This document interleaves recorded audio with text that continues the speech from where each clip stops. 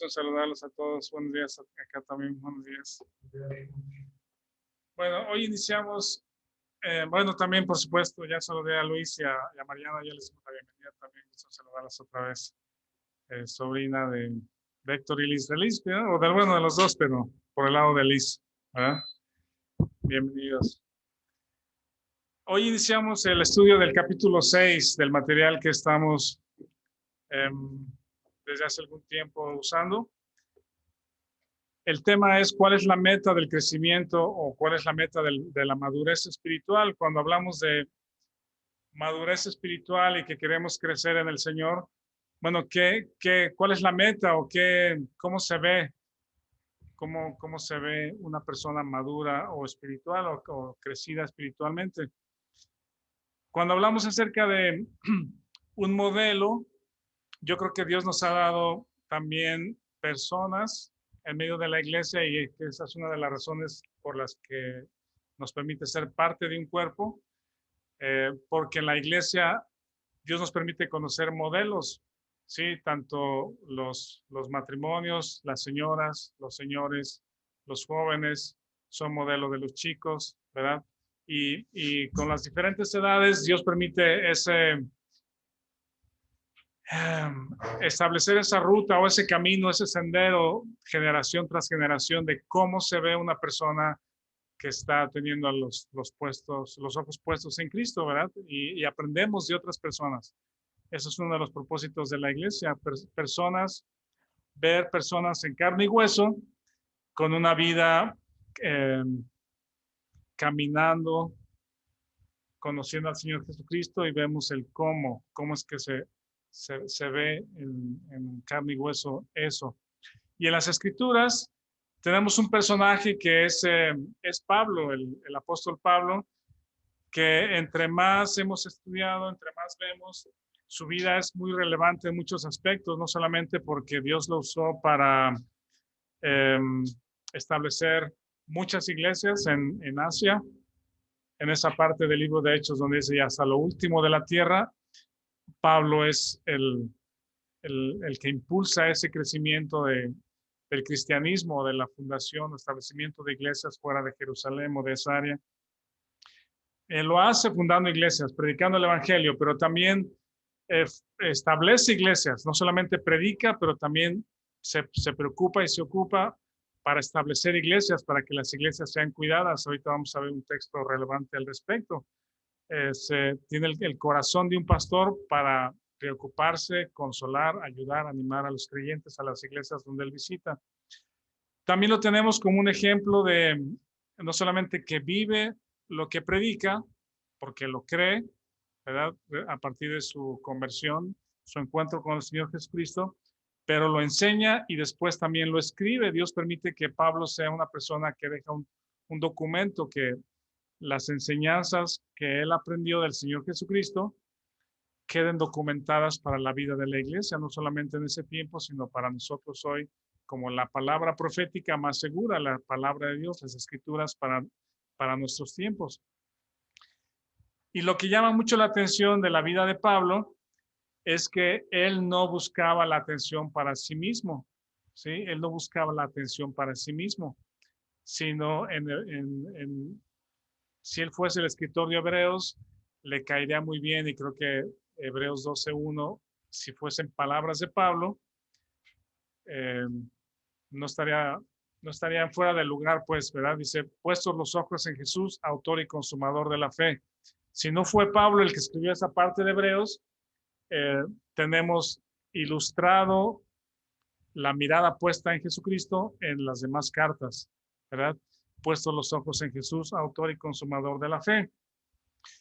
Vean este texto en Hechos 20 y vamos a hacer unas observaciones ahí antes de continuar. Hechos 20.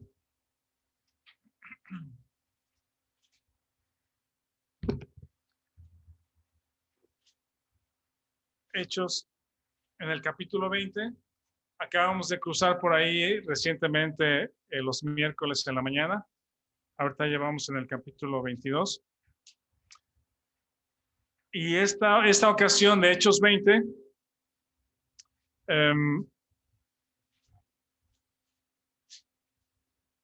Vamos a leer, por ejemplo, bueno, déjenme explicarles lo que sucede.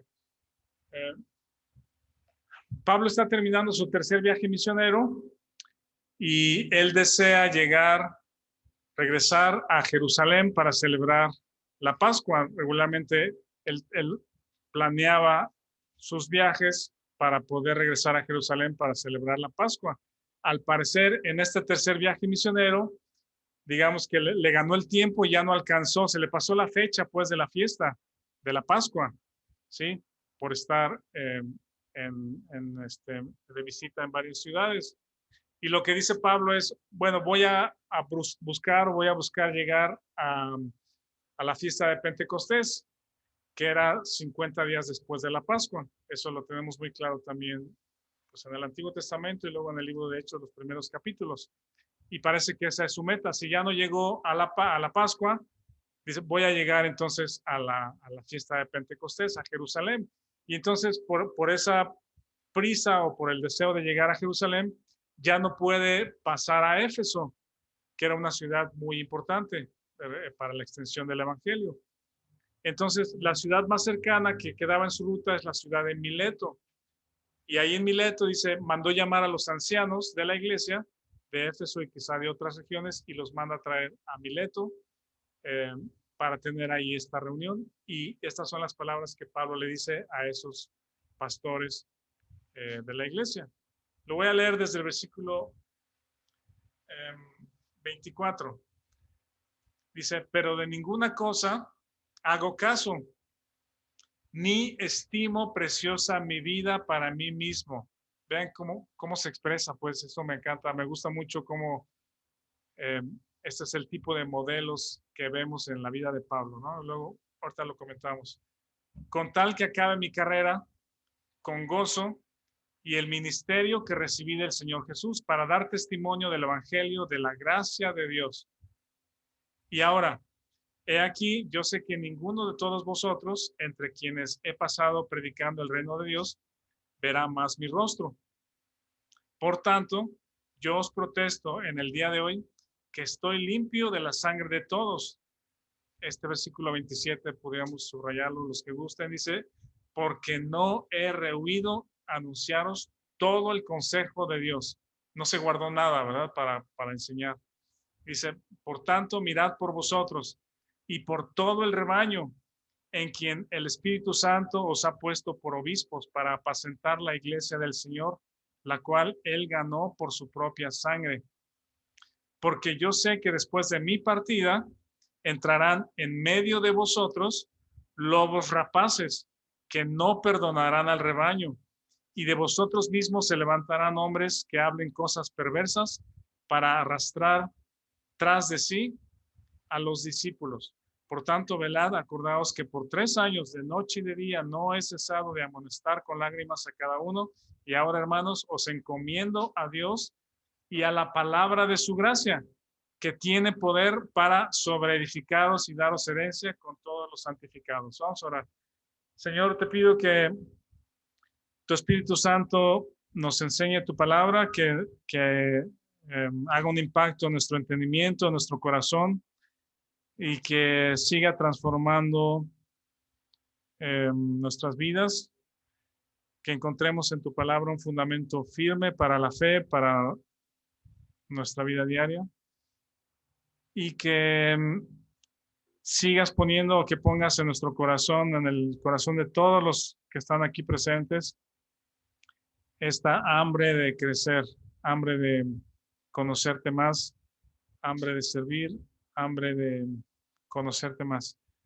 Te lo pedimos en el nombre de Jesús. Amén. Dios pone esa hambre de crecimiento. Dios nos pone en una posición en nuestra vida que nos deja hambrientos, crea una sed, un hambre en nuestro corazón por algo más, pues, de la vida cristiana. Porque no sé si ustedes piensen que ya llegamos al tope del conocimiento. Si tienes 5, 10, 15, 20 años de cristiano, no hemos llegado al tope, pues no estamos en el tope del crecimiento cristiano. No sé cómo decirlo, pero hay mucho camino por recorrer, ¿verdad? Y creo que Pablo, en la forma que se expresa para con los creyentes en Mileto, expresa mucho de de ese crecimiento porque tiene que ver con el Señor Jesucristo. No, no es acerca de Él. Pablo no está hablando de su carrera. Bueno, menciona su carrera, pero quiere terminarla, pero Él no es el centro de esa carrera. Sí, no es mi evangelio, sino es acerca de Jesucristo el evangelio. Sí, Él dice, es mi evangelio, pero el evangelio es acerca de Jesucristo. No soy yo la persona más relevante. ¿Sí me explico? Ese es el punto del mensaje de Pablo. Pablo vive, enseña, escribe la vida de Cristo en él, sobre la vida de Cristo en él. Cristo es lo más relevante. La palabra de Dios, su gracia es lo más relevante. No está hablando Pablo de establecer una religión, ¿sí? No está hablando acerca de una religión y que los cristianos la hagamos funcionar.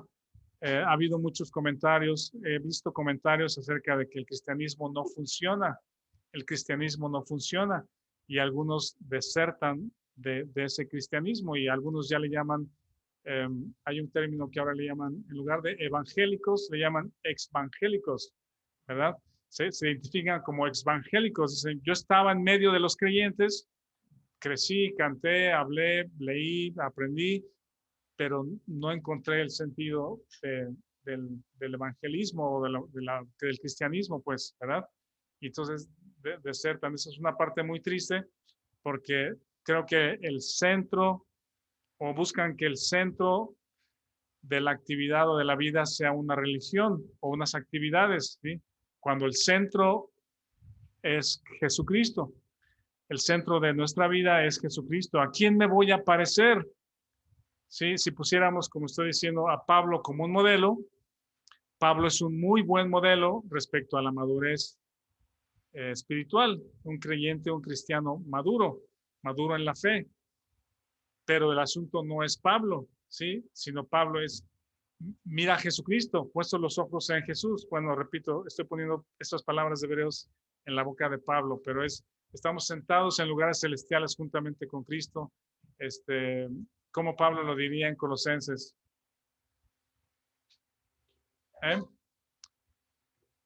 Si habéis muerto, poned, eh, poned la mirada en las cosas de arriba, ¿sí? Esas sí son las palabras de Pablo. La mirada en las cosas de arriba, donde estáis sentados, donde estás la vida, estamos escondidos con Cristo en Dios, ¿sí? Cristo vuestra vida se manifieste. Entonces, este último mensaje de Pablo a los ancianos o a los obispos les llama, puestos por el Espíritu para cuidar al rebaño, Pablo les dice, ya no van a ver mi rostro, ya no voy a regresar, ¿sí? Él sabía que era su último viaje y llegando a Jerusalén justamente es lo que pasa. La iglesia lo recibe con mucho gusto, pero también los judíos se dan cuenta que ya está ahí, arman un alboroto, lo tratan de matar y el tribuno, que es un rango alto de los romanos, lo salva, pues lo rescata y lo salva y lo mandan entonces a Roma. Ya está en la última parte de su ministerio, ya no hace más viajes en libertad para predicar el evangelio, pero aún Dios lo sigue usando para predicar el evangelio, para dar testimonio hasta la muerte. Y estas palabras que dice Pablo, dice, no estimo preciosa mi vida para mí mismo. ¿Sí? Esa es una persona vacía de sí mismo, ese es un modelo de una persona madura espiritualmente. ¿Sí? Mi vida no es importante, no estimo mi vida importante para mí mismo. Y otra frase es, no he rehuido anunciaros todo el consejo de Dios. ¿Sí? Dice, os encomiendo a Dios y a la palabra de su gracia. Estos elementos son los que menciona el estudio como los elementos o los medios para el crecimiento espiritual. Dios hizo al hombre a su imagen y semejanza. Esa imagen se perdió después de la caída. Pero la intención de Dios para crear al hombre a su imagen es para poder tener comunión con Él, relacionarse con Él y para que el hombre viva a la imagen de Dios. Eso cambió en la caída. Pero ahora, como creyentes, el objetivo o la meta de Dios para el creyente es formarnos a la imagen de Jesucristo, que Jesucristo sea formado en nosotros, ¿sí? No que nosotros imitemos a Él, sino que Él viva su vida en nosotros. Ya no vivo yo, sino Cristo vive en mí. Y la forma de que Jesucristo se relacionaba con su Padre, la misma relación que Jesús tiene con su Padre, es la que desea que nosotros tengamos con Él, siendo Jesucristo el centro de nuestras vidas, no una religión, no una persona, aunque sí nos sirven como modelo las personas porque vemos, aprendemos de otros, pero lo que Pablo dice aquí, cuando Él se vaya, dice, entrarán hombres perversos, se levantarán hombres que hablen cosas perversas para arrastrar tras de sí. ¿Ven la diferencia? ¿Sí? Las personas que iban a entrar, que también ya estudiamos en Primera de Juan, en Santiago, en Pedro, de este tipo de personajes, ¿sí? Que dañan a la iglesia, que se meten a la iglesia, que enseñan cosas perversas.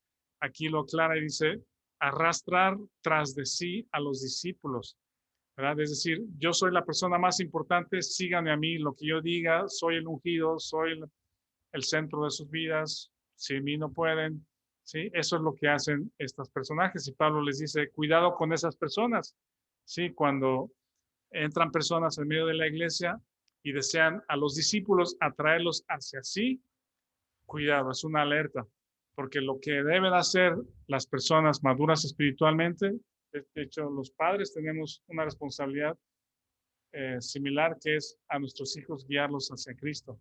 Siempre es eso, una persona madura es, no estimo mi vida preciosa, pero es, si alguien me escucha y alguien está atento a lo que digo, es, el objetivo es Cristo, ¿verdad? No es tras de mí, sino es Cristo el objetivo. La misma relación que Jesús tiene con su Padre es lo que Él anhela en este proceso de formarnos a su imagen. Ya lo hemos estudiado en Romanos 8, 28, 29. ¿Sí? Formar a Cristo en nosotros, para que tengamos la misma relación. ¿Ven? Dios hizo al hombre a su imagen para que Adán viviera a imagen de Dios y poder relacionarse con Él. Esa imagen se perdió y ahora que nacemos de nuevo, Jesucristo viene a nuestras vidas y el propósito de Dios no cambia, es formarme a la imagen de Cristo para vivir a la imagen de Cristo y relacionarme de esa manera con Él.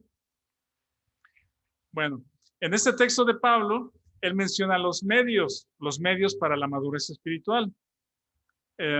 Aquí Tim menciona tres. El primero es la palabra, ¿sí? Las escrituras. Pablo lo dice aquí, dice, los encomiendo a la palabra de su gracia. Dios usó a apóstoles, a profetas, ¿sí? Para hablar la palabra de Dios en el libro de los Hechos. Ya que los apóstoles murieron, los profetas cesaron en ese sentido, ahora tenemos la palabra profética más segura, que es la palabra escrita, ¿sí? Tenemos al Espíritu Santo que Dios pone en nosotros como un sello. La tercera persona de la Trinidad viene a morar en nosotros. Romanos 8, por lo menos 3 veces dice, el Espíritu mora, el Espíritu mora. Creo que son 2 veces. Y después el tercer elemento es ocuparnos en Cristo. Tiene que ver con nuestra fe, nuestra consideración, pero centrado en la persona de Jesucristo. Mi ocupación es con Jesucristo. Aquí hay una cita, si alguien lo está siguiendo en la página 25, no sé si alguien lo tiene en su material, alguien lo está usando su material, ¿sí? Adriana. ¿Quieres leer esa cita que viene ahí en la página de J.B. Stoney, de la página 25, aquí en mi material? ¿Sí lo tienes?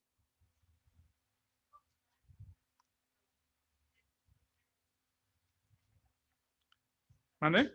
El capítulo 6. Allá está en la 13. Dice, ¿cuáles son los medios principales para el crecimiento espiritual o para el crecimiento a la imagen de Cristo? Dice la palabra, el Espíritu y ocuparnos en el Hijo. Y después viene una cita respecto al rol del Espíritu Santo. ¿Quieres el micrófono?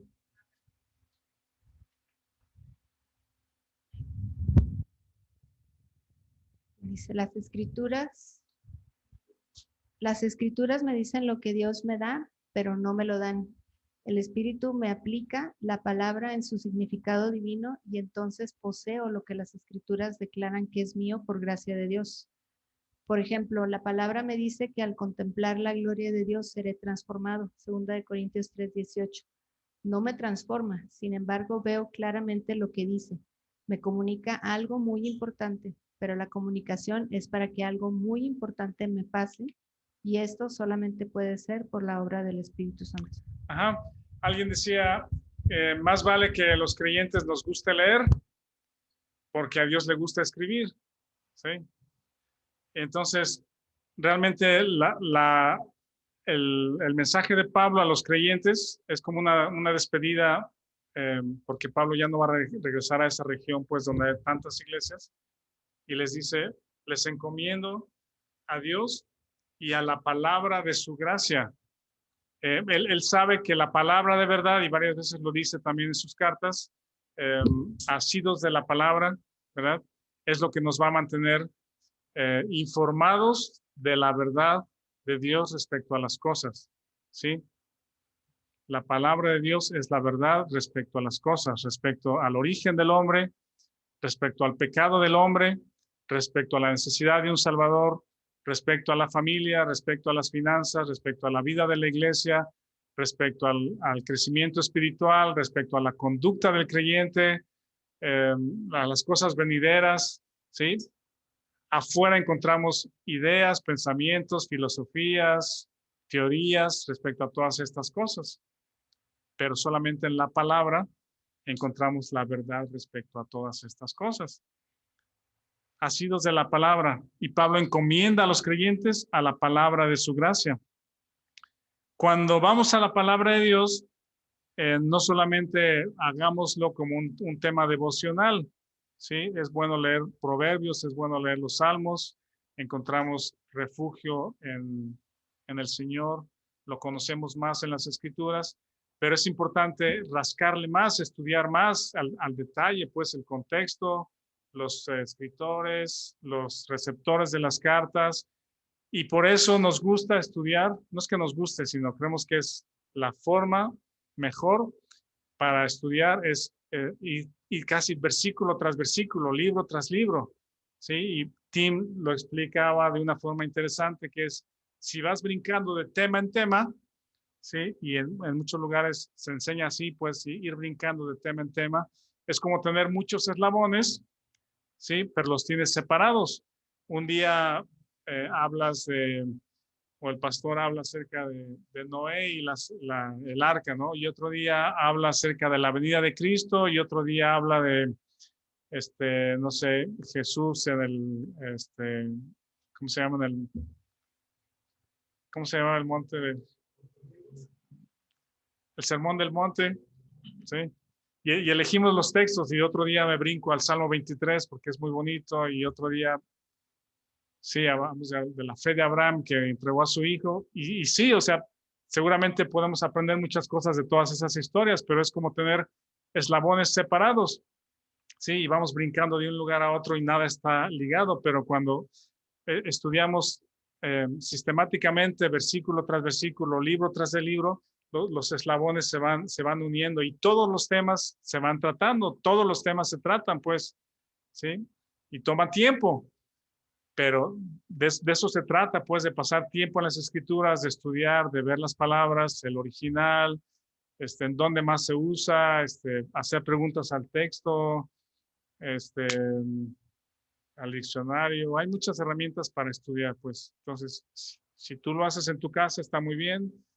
Lo hacemos como iglesia, queremos hacerlo bien, ¿sí? Pasar tiempo en las escrituras. Y creo que cuando rascamos encontramos cosas profundas, ¿sí? Hoy la iglesia creo que está padeciendo la superficialidad de las escrituras o de los sermones o de las enseñanzas en los púlpitos, ¿sí? Se hablan cosas muy superficiales, que hablan con respecto a, o sea, son temas motivacionales, temas temporales, porque es para tu vida aquí, para que tengas una gran vida aquí, pues, respecto a cosas materiales, que tú seas el campeón, que vivas una gran vida, que Dios te ama, y ese es el único mensaje. Dios sí te ama, o sea, Dios ama al mundo, pero ese es un mensaje incompleto, ¿verdad? Por eso Pablo dice, y me gusta mucho esta parte que dice, no he rehuido anunciaros todo el consejo de Dios. Sí, desde esta parte hasta esta parte. Sí, del amor de Dios es muy importante, porque eso es lo que guió a Dios a enviar a su Hijo Jesucristo, y Jesucristo dio su vida por amor. Pero hay más, ¿verdad? Respecto a la dependencia, al morir a sí mismo. Y hemos hablado mucho acerca de esta tendencia actual que creo que va a ser muy dañina, muy, muy dañina en este año y el siguiente y en el siguiente. Va a hacer mucho daño en las generaciones siguientes, nuestros hijos, los jóvenes. Si no distinguimos este mensaje falso, vamos a padecer mucho como familias y como iglesia, y la cultura lo estamos viendo, pues. El tema es, ámate a ti mismo sobre todas las cosas. Tú eres la persona más importante, ¿sí? Tú lo mereces todo. Hazlo por ti, no lo hagas por nadie más. Y frases como estas. Y otra vez, volteamos a Pablo. Vean este texto de una vez. Lo tenía guardado para un poquito más adelante, pero vean 2 Corintios 12. ¿Alguien lo lee? 2 Corintios 12, 15. 2 Corintios 12, 15. ¿Quién lo quiere leer, por favor, para todos?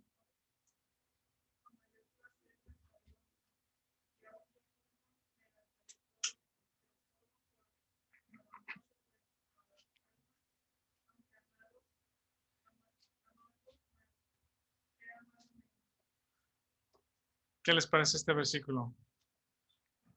En palabras de quién ¿cómo lo digo? ¿Quién se imaginan que pudiera decir estas palabras? Pues algunos dirían mi mamá, ¿no? Y sí, o sea, mucho de eso es del corazón de las mamás, o mi papá lo haría, ¿no? ¿Es un acto de amor? Sí. Eso es lo que veo de Pablo, pues, que es eh, todo lo que hizo, los viajes, lo que dio, lo que trabajó, lo que viajó, se desgastó, pues, ¿verdad? Y si el punto fuera él, sería muy peligroso, ¿verdad? Que todo fuera respecto a él. Pero es Cristo, pues, es él. Y todos los creyentes vean hacia él. Y cuando Pablo les escribe esto, también una especie de despedida, dice, quiere ir por tercera vez. Dice el 14, aquí por tercera vez estoy preparado para ir a vosotros y no os seré gravoso, porque no busco lo vuestro. ¿Se acuerdan que, bueno, le está escribiendo a los Corintios? ¿Se acuerdan en qué ciudad Pablo llegó y se puso a trabajar y a hacer tiendas con Apolos? En Corinto. ¿Se acuerdan de esa ocasión en Hechos? Que Pablo llega y dice, pues, con Apolo, que eran del misma... no era Apolo, sí, pero estoy con Priscila y Aquila. Alberto y Priscila. Sí, me confundí con Apolo por el tema de Éfeso, que ahí estaban los tres, y Priscila y Aquila corrigieron bueno, expusieron más precisamente el camino a Apolos. Pero sí, Apolos, digo, Priscila y Aquila eran del mismo oficio, que era hacer tiendas, seguramente cosiendo, cortando, para hacer casas, tiendas. Y justamente ahí, esa ciudad, no es coincidencia que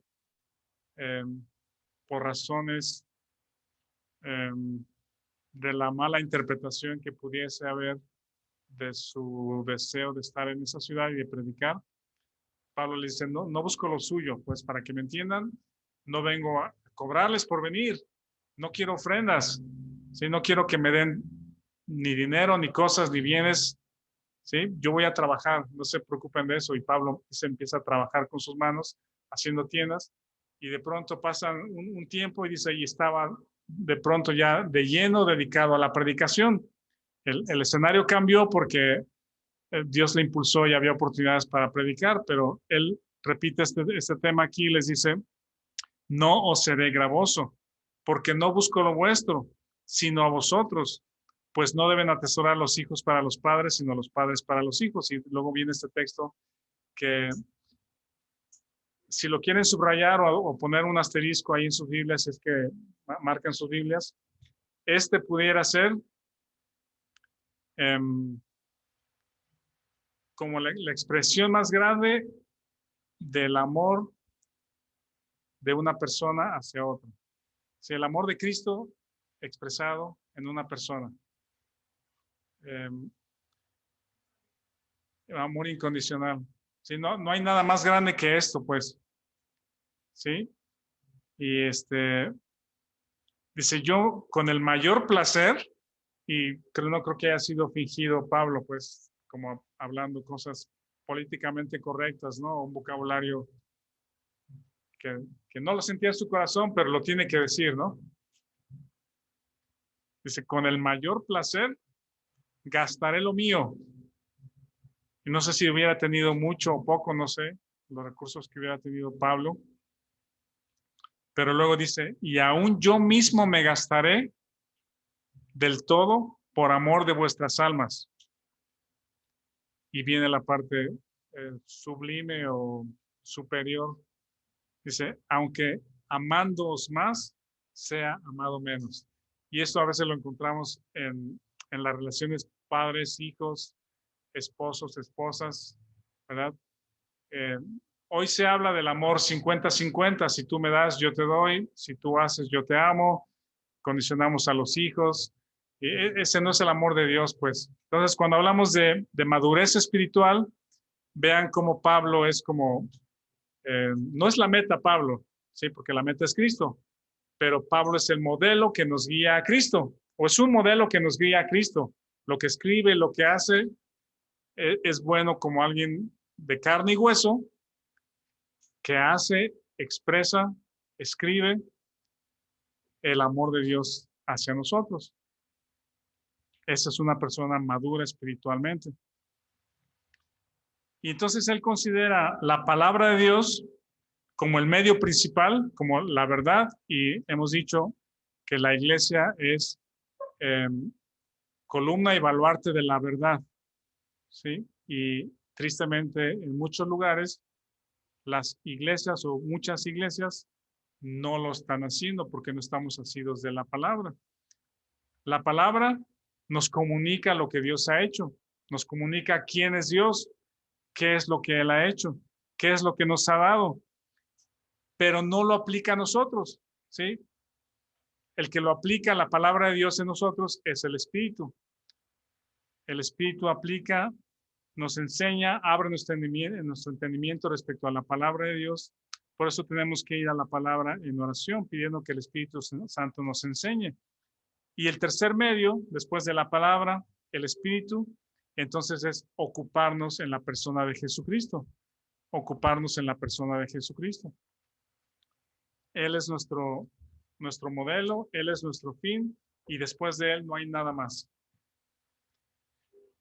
El Espíritu Santo ministra a nuestra mente la palabra y entonces nos madura a través de las experiencias de la vida. Aquí hay un proceso que vamos a continuar la próxima semana, pero el Espíritu Santo nos madura y nos hace crecer, primero dándonos hambre, produce un hambre en nosotros. Esa hambre nos muestra en la palabra, por ejemplo, los textos de Romanos 6, que ahorita vamos a meternos a ellos, nos enseñan que hemos sido librados de la esclavitud del pecado. Esa es una de las primeras cosas que Dios hace en nuestras vidas como creyentes. Primero es, esa hambre la crea deseando ser libres. Cuando somos creyentes nos damos cuenta de que hay algo que nos atrae o que nos lleva hacia atrás, ¿no? Conocí a algunos creyentes Bueno, quizá la experiencia de muchos, pues, o no sé si es de ustedes también, ha sido de ustedes, que aceptamos a Cristo, nacemos de nuevo y la expectativa es de que todos nuestros problemas se van a ir, que ya no voy a pecar, que ahora va a ser una vida de prosperidad, sin enfermedades y todo muy bonito, pues, ¿verdad? Sin problemas, pero realmente no es así. Eh, una de las cosas que encontramos primero, un descubrimiento que primero hacemos, es que hay algo en mí que pensé que ya se había ido. Ese es el descubrimiento del mal que mora en mí. Bueno, ya lo conocíamos, pero quizá pensamos que ya se había ido. Y entonces, después de ser creyente, unos meses después, con todas las cosas nuevas que tenemos o que vemos como creyentes, nos damos cuenta que ahí hay una raíz de amargura que yo pensé que ya no iba a tener, o hay un pensamiento equivocado que pensé que ya no iba a tener. Y ese descubrimiento nos da hambre de crecer, de cambiar, de algo más. Y tristemente, cuando las iglesias o los creyentes tienen hambre, poco alimento espiritual se les da en muchos lugares. Y en las escrituras, a través de Pablo y los escritos de él, los textos de Romanos 6, 7 y 8, encontramos que es como que los textos donde está mejor explicado el tema de nuestra libertad del pecado. ¿Qué pasó cuando nacemos de nuevo? Somos justificados por fe, capítulo 5, pero también nosotros morimos con él. ¿A qué morimos? A la esclavitud del pecado. Antes estábamos en el reino de las tinieblas y hemos sido trasladados al reino de su amado Hijo, ¿verdad? Y con ese nuevo nacimiento, puestos en Cristo, somos libertados de la esclavitud del pecado. El pecado ya no tiene dominio sobre nosotros y eso es un hecho. Y luego, Efesios 5, Romanos 8, crecemos en la llenura del Espíritu. Entendemos que el Espíritu que Dios puso en nosotros, Él reproduce la vida de Cristo en nosotros. Él reproduce la vida de Cristo en nosotros. Yo no puedo tener paz, yo no puedo tener amor, yo no puedo tener dominio propio, pero Él sí. Y el Espíritu Santo no necesita aprender a hacer las cosas, simplemente aplicar la palabra y la vida de Cristo en nosotros. Y luego, Gálatas 5 dice, estad firmes en la libertad con que Cristo nos hizo libres. Esa es la libertad en Cristo. Es una parte también que aquí lo explica que es al lugar donde llegamos, donde tenemos libertad para servir, libertad para crecer, libertad para amar, libertad para obedecer, ¿sí? No estamos obligados no hay amenazas, sino porque somos libres, no hay condenación, entonces estamos libres para servir. ¿Sí me explico? Hay libertad para servir. La vida cristiana no tiene carga para el servicio, no tiene carga como la ley. Me gustan esas referencias de Hechos porque hemos platicado de Hechos 15. Los que ya pasamos por ahí, pues lo van a escuchar otra vez. Ahí está Víctor y Vic. Y ¿eh? Heriberto, se me fue el nombre. Hechos 15 sucede al término del primer viaje misionero de Pablo. Hechos 15. Y se le llama el concilio en Jerusalén. Ahí están reunidos prácticamente todos los escritores del Nuevo Testamento, excepto el de Hebreos, porque no sabemos quién es, pero está Lucas, está Pablo, está Pedro, está Juan, está Santiago, está, ¿quién más? Judas, el hermano de Santiago, los dos medios hermanos de Jesús, ahí están presentes. Parece que está Tito, y ya dije que está Lucas.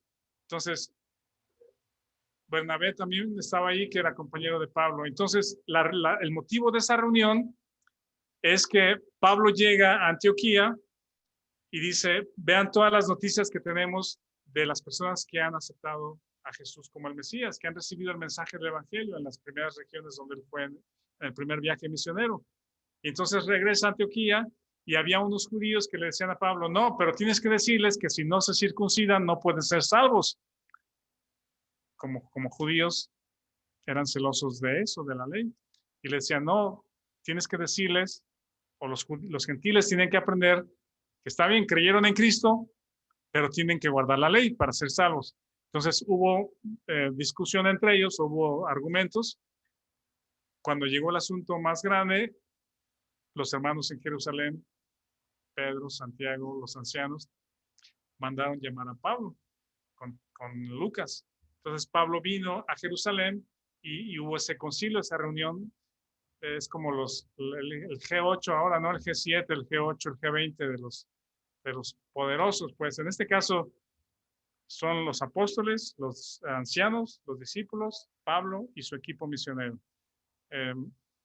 Si alguien hubiese querido que el Nuevo Testamento no fuese escrito, ese era el lugar para hacer algo, ¿verdad? Ese es el momento para eliminarlos a todos. Pero gracias a Dios que estas cosas no suceden sin el consentimiento de Dios y tenemos los textos que todos ellos escribieron. Y entonces empiezan los argumentos y el primero que se para o se levanta como acostumbraba es Pedro. Y Pedro dice, hermanos, ustedes saben que Dios me llevó a predicar el evangelio a Cornelio en Cesarea y que los gentiles escucharon de mí el evangelio y ellos recibieron al Espíritu Santo igual que nosotros. Dice, entonces, no pongamos carga a los gentiles para que guarden la ley. Dicen, ni nosotros la podemos, ni nuestros padres pudieron guardar la ley, no podemos poner esta carga a los gentiles que acaban de conocer a Jesucristo. Y su argumento es bien bueno porque dice, la salvación es por fe y es por gracia. Es como si Pablo estuviera diciendo estas palabras, pues, pero es Pedro. ¿Sí? Eso es muy padre. Luego lo podemos volver a mencionar. Pero esta libertad que les digo, este proceso que es, nos damos cuenta que somos libertados de la esclavitud del pecado. Ya no tiene dominio sobre nosotros. Nuestra posición es otra ahora en Cristo. Somos llenos del Espíritu Santo para que Él reproduzca la vida de nosotros y luego tenemos la libertad en Cristo, sin cargas de la ley, sin cargas de obligación, sin cargas en el servir. No tenemos condenación, no hay condenación para nosotros, es libertad bajo la gracia de Dios. A esto se refiere. Y el cuarto que anota aquí Tim es ocupado en Jesucristo. El fin siempre es Jesucristo, puestos los ojos en Jesús. Él es el fin de nuestra ocupación, es la meta para estar ocupado en Él, en la persona. Dice, este proceso es probablemente mejor explicado en Romanos 6, 7 y 8. Dice, esta sección de las Escrituras tiene el ingrediente clave para el crecimiento espiritual. Y dice, es la cruz. La cruz es el elemento clave para el crecimiento espiritual. Yo creo que aquí le voy a tener para la próxima semana estudiar Romanos en un paso rápido por Romanos 6 y 7, Romanos 6, 7 y 8, para poder tener claro el contenido de cada uno de esos capítulos.